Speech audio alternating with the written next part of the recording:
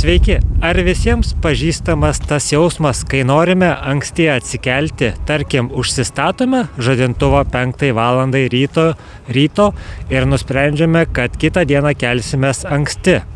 Bet atėjus naujai dienai, naujam nuostabiam rytui, suprantame, kad suskambėjus žadintuvui mes jį išjungiame ir vėl grįžtame į sapnų karalystę.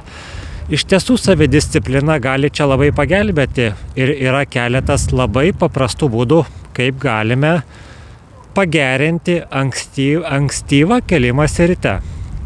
Ir pirmasis būdas, kuriuo aš norėčiau pasidalinti, yra iš tiesų labai paprastas. Tai reikia žadintuvą išnešti į kitą kambarį. Ir atėjus tam nuostabiam naujam rytui ir suskambus žadintuvui, mes suprasime, kad mūsų žadintuvas yra kitame kambaryje ir turėsime fiziškai tenais nueiti.